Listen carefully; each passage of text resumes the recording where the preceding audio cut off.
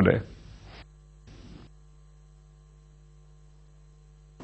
Sunil Munjal, you know, at the Confederation of Indian Industry today, we also had Arvind Kejriwal speak, and I want to very quickly get your thoughts on that, because Kejriwal seemed to be reaching out to business saying, I'm not anti-capitalism, I'm anti-crony capitalism. He rubbished Prashant Bhushan's comments saying, I disagree with Prashant Bhushan's comments that we should nationalize key sectors. We need business because we need employment. What did you make of Kejriwal's reaching out to corporate India today?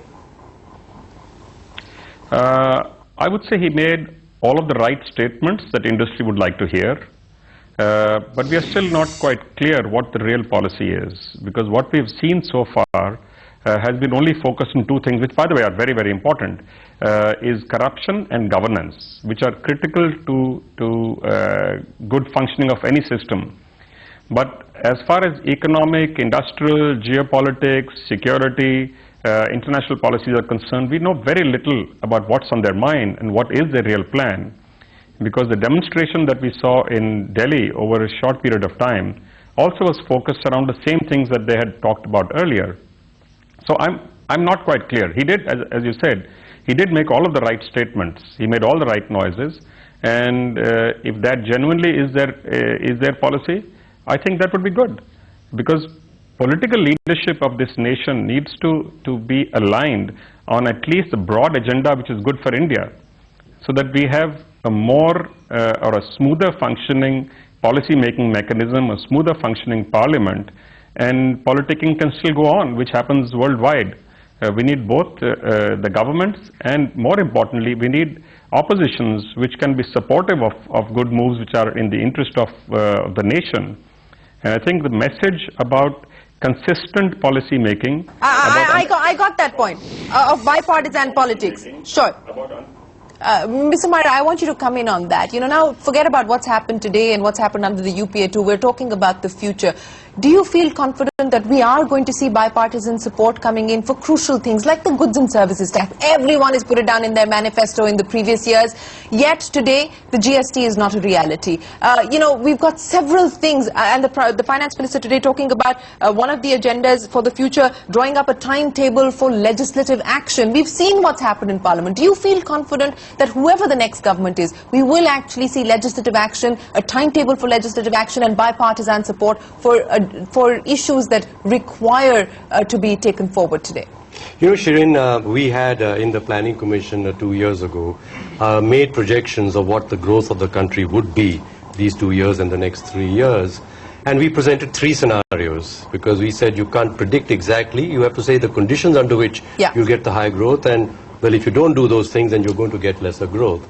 And what we had projected very clearly after having listened to the system and diagnosed what was ailing the system, that unless we fixed institutions in 2 regards in this country, we will not see a high growth. Yeah.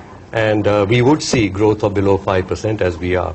And what were those 2 fixes for the institutions? One was implementation. Yeah. We really got to get our act together. And that is an institutional capability which our country has been fairly deficient in recently, or for quite a while. The second is institutions which are accountable to the people, which people trust. And this has been highly deficient. Yeah. And when people don't trust institutions, then yes, the whole political machinery just gets jammed, completely jammed. Yeah. So I can say that while Arvind Kejriwal may be talking about building trust between government and governance and the people, that is more fundamental. When you get that, the chances that you get bipartisan support to policies are much higher. So we have to fix below the ground, as it were, dig and get the soil right. Yeah. And then we find good shoots up there. We're running out of time. Mukesh Butani, you know, one of the other problems that the next government is going to inherit is the retrospective tax amendment and what actually happens to that. The BJP so far has not clearly articulated its position on whether it will actually take it forward or not.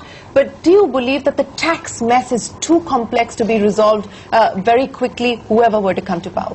Absolutely. I don't have any doubt about it. And it's not just got to do with large businesses or multinationals. Even a small and medium business enterprise is coming under pressure. And will this be the unfortunate legacy of Chidambaram? We have to address systematic issues. The problem is that we have everything on a cash accounting basis. I can't understand that there is one set of tax that gets paid voluntarily by taxpayers. There's other set that the government forcibly collects from the taxpayer, which are lying in disputes. These figures are mounting.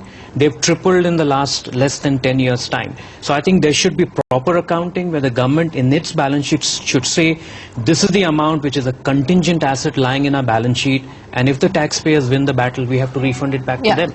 So I think the cash basis of accounting is the root cause of the problem. The worst, the most unfortunate part of UPA-II will be the mess on the tax front, you think? I think the damage of retrospective amendments of 2012 is something that we are still feeling the tremors of that. I think the other aspect is that this government, again after 2012, we lost the opportunity to either reverse the situation in 2013 budget or even to go ahead and have an out-of-court settlement with some of the large taxpayers. So I think this is something which really bothers. Tax never used to be a part of decision-making process. And it's in the boardroom all the time, and it's one of the top decision-making bugbears that's weighing down foreign investors and domestic investors alike. Sumant Sinha, I'm going to wrap this up with you very quickly. The three big priorities. Fiscal consolidation is a given, but you believe need to be taken and given bipartisan support, whoever comes into power, May, June, July, whatever it is. For bipartisan support or just generally? Bipartisan support. That's a tough one to react to on the spur at the moment. Look, I think first of all we need to get out of this situation where everybody is getting into giving subsidies to win votes. I think that is the first thing that has to stop.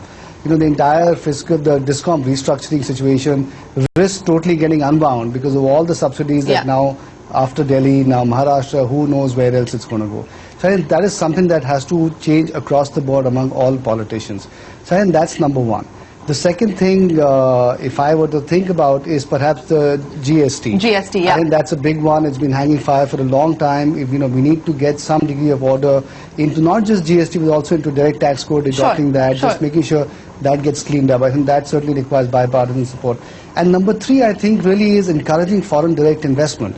We still have far too many voices speaking in, you know, saying different things, and that causes a lot of dissonance among foreign investors who are already reeling under the shock of For 20-30%. instance, what's happened on retail? I mean, it's a decision that's been taken, and the BJP is now doing a U-turn. Now does it mean that now that Delhi is back to President's rule, are we now going to again have foreign direct investment in retail in Delhi?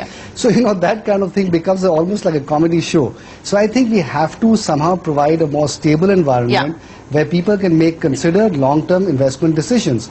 And we need the foreign direct investment for a multiple set of different reasons. Our savings rates are going down. That was the second priority that he's listed. In order to tackle the current account deficit, we should not have an aversion to foreign investment, is what Mr. Chidambaram said in his speech today. Unfortunately, we're running out of time, but the message from our panelists here is absolutely clear. We need clear, consistent policy, we need clear messaging, we need to welcome foreign investment, and we need to take the decisions. There needs to be change and continuity as far as the decisions that have been taken. And as Mr. Maira summed it up, we need to get our act together and we need to play ball as far as execution is concerned. Gentlemen, appreciate you joining us here this evening.